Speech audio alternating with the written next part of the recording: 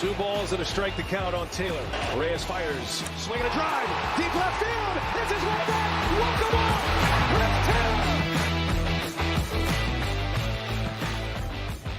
Taylor. What's up, everyone? Welcome into DodgerHeads, presented by DodgerBlue.com. My name is Jeff Spiegel. Today, we are joined by Justin Lorber, talking some prospects. Justin, it's the off season. How you doing? You holding up all right with no baseball and some pretty boring lockout updates? I wish I could say I've been following it more. Haven't really been thinking too much about it. Okay, well, yeah, I can assure you, you have not been missing much on the baseball front. I think anybody who has checked out of baseball and is just waiting for this lockout to end is probably in better shape than those of us who have not. But you're here because we're talking prospects. If there is some bit of news and some excitement that we can talk about, Baseball Prospectus, Baseball America both released their top 100. In Baseball Prospectus's case, their top 101 prospects. And we've got some Dodger names on there. So before we get into individual stuff, I'd love to just get your perspective on this. We've got 4 guys in the Baseball Prospectus top 100. We've got 5 guys in the Baseball America top 100. When you think about the Dodgers farm system as a whole, before we get into individuals, how would you classify where they are right now versus maybe where they were 3-5 years ago?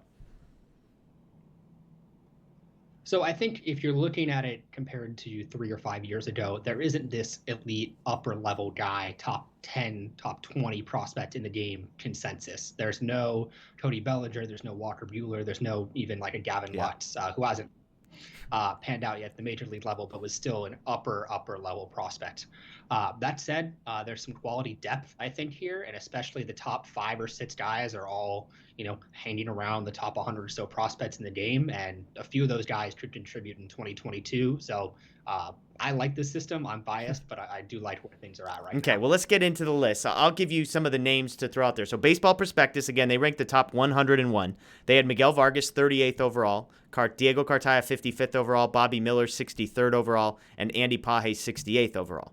On Baseball America's list, you've got Cartaya, 23rd, Miller, 38th, Vargas, 40th. Then you've got Michael Busch, 76th, and Ryan Pepio, 99th. So the difference is being you've got Vargas, Cartaya, and Miller on both lists, Pages on the Baseball Prospectus list, Busch and Pepio on the Baseball America list. I'm curious, as you hear those names, as you see the slots, were there any of those name and number associations that surprised you? I think Cartaya being so high on what I think you said was the Baseball America. He was list. 23rd on their list. Yeah, that's really high for a guy who's a teenage catcher who has not played above high A. He did, or low A, I should say. He did fantastic in low A, but just didn't play that much due to injuries.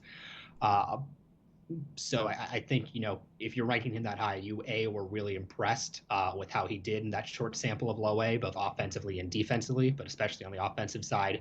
And you think that is only going to continue, and it's hard to argue with it, but it's still average. Yeah, because you think, okay, he's 23rd now. I mean, this feels like the guy of the list that has the most potential to climb in these rankings over the next couple of years, because almost everybody else on this list is at least sort of scratching the surface of double A, whereas he's, Cartaya, you could reasonably say, is at least 2 years away from the major leagues, if not more. Is there anybody else on this list that you could see climate, like if we're here a year from now, that you think might be significantly higher on this list than they are right now? I think if Andy Pages goes out and does a double A what he did last year at high A, he will be on both lists for sure and significantly higher. Okay.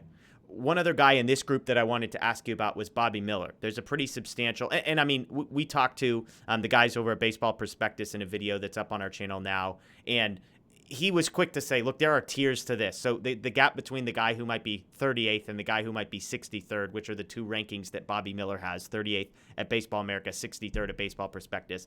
That might seem like a big gap to me, 25 spots. In their minds, that might be a pretty marginal gap between those two players. But I'm curious for you, Bobby Miller. Some people have him projected as the next Dodger ace to come through the system, and I've heard other people talk about him like, he's, he'll be a number 2, maybe low-end number 2, high-end number 3 starter in the future. Looking at these two, Baseball America has him 38th, Baseball Prospectus has him 63rd. If you had to sort of align yourself with one of those two numbers, where would you go? I'd say probably a little closer to Baseball America. Okay. And I think what you might get there, and I don't want to speak for them because I don't know this for sure, but from people that I've talked to, there's not a whole lot of consensus on how much his fastball is going to miss bats. He threw a two-seamer in college, started throwing more of a four-seamer in the minor leagues. From the data that came out in the Arizona Fall League, it seemed like he was sticking more with that running two-seamer or sinker, whichever you prefer. And that's just not going to miss as many bats. And now the secondary stuff is very good. The secondary stuff is going to miss bats. Yeah. And, we've seen with a guy like Dustin May, you can miss bats while being a sinker-dominant fastball pitcher, mixing in a four-seamer with a really good secondary offering, which is what you hope comes out of Bobby Miller. So I would say the secondary stuff is good enough to place him, somewhere like 38, I think was the number, even if you're not sure how much the fastball is going to miss bats. Okay. Last one in the top 100. Bush and Pepio sneak into the back quarter of the Baseball America list. I like both of those guys personally. I mean, I'm not into this nearly as much as a lot of other people. I like Pepio probably more than most people seem to like Pepio. But were you surprised that those two guys found themselves on a top 100 list? Because, I mean, being on a top 100 list is a pretty significant thing. No, I don't think so. Pepio has arguably the best changeup in minor league baseball.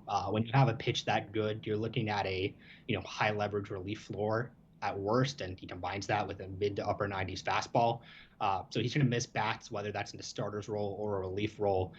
You hope it's a starter's role for the Dodgers' sake. And then Michael Bush, guy with a really high floor, will get on base, will hit for some power, has improved his defense at second base, but can play first base, played some corner outfield in college, but hasn't really played that in the pros. But maybe once he gets to the major leagues, if they want to find him at bats, they can throw him out there in left field. They've tried it with guys with less pedigree, like Matt Beatty wasn't an outfielder, and they've thrown him out there plenty of times. So I think you're probably looking at floor with both of those guys, given how close they are to the majors. Okay. Looking now sort of at both of these sites also put out their top 10 Dodger prospect list. Now, the top 6 feels like a pretty set group, that there's kind of a drop-off. The 6 being the 6 guys we have already mentioned. The top 3 of Vargas, Cartaya, and Miller, and then some combination of Pages, Bush, and Pepio, rounding out that top 6. When you look at both of these lists, Eddie's Leonard and Andre Jackson are 2 other guys that are on both of their lists. And all of these guys, they're slightly different lists, but they're within 1 or 2. So Leonard and Jackson, both firmly in the top 10 on both lists. Those 2 guys, I mean, do you agree that there's a drop-off between the number 6 prospect in this list and the number 7 prospect on this, no matter kind of who your number 7 guy is? Yeah, if you're looking at tiers, there is a pretty clear top 6 in my mind, and it's the 6 that we've been talking about. And then when we talk about how far in your mind is the second tier? Like when we talk about Jackson and Leonard clearly at the top of the tiers in Baseball Prospectus and Baseball America's mind. There's some other guys we're going to mention here. Is the next tier much bigger? I mean, are the next 15 prospects in your mind kind of all grouped together, or are Jackson and Leonard kind of in their own little sort of 2A tier before you go beyond that? That's a good question, and I don't know if I can give a complete answer right now, but the tier, I would say, is bigger than the first tier because you're going to get some variance of opinion on the pitchers. If you like the upside high school arms like Maddox Bruns and Peter Hubeck, maybe a Nick Nastrini or Emmett Sheehan, 2 college arms from this year's draft who did really well. Clayton Beater and Landon Knack have to be mentioned in that conversation as well because both of them could make an impact in the major leagues as soon as this season. And then you have some bats as well in there. So I think that tier is going to be bigger. I don't know if it's as big as 15 guys, but it's bigger than the first tier. Okay. And some of the guys you mentioned. So Baseball America has Landon Knack as the number 7 guy on their list. Wilman Diaz, number 10. Baseball Prospectus, Maddox Bruns, first-round pick from last year's draft, and Yorbit Vivas. I imagine Bruns is the name that jumps out on that list to you. Is that fair? Of those next 4 guys, Knack, Diaz, Bruns, and Vivas, is Bruns the most surprising? Of those 4, yes, because I think there are still command and control questions with him, the same questions that we got in the draft when he was drafted. He made a few appearances in the Arizona Summer League. Nothing really different than we expected. But I think it's a good sign, but there's still a long ways to go.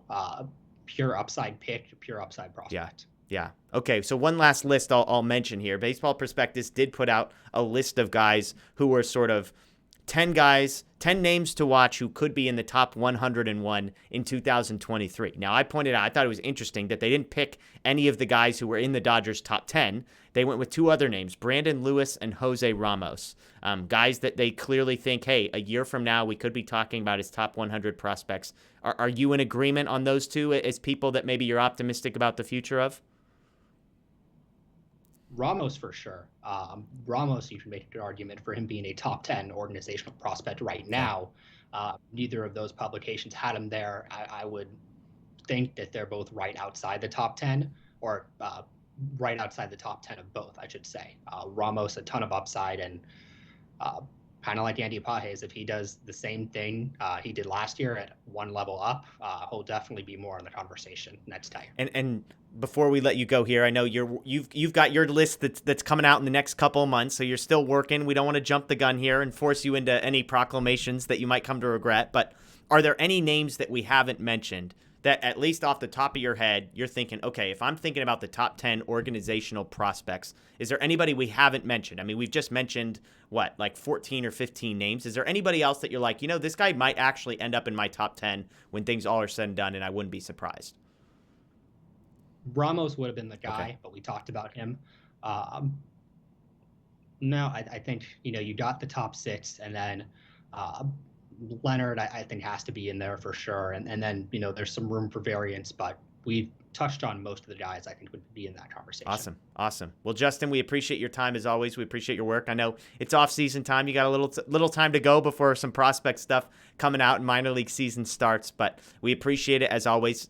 Check out Justin's stuff at Future Dodgers on Twitter, futuredodgers.com as well. Justin, enjoy the rest of your off-season, and we'll hopefully talk to you soon. Thanks. You too.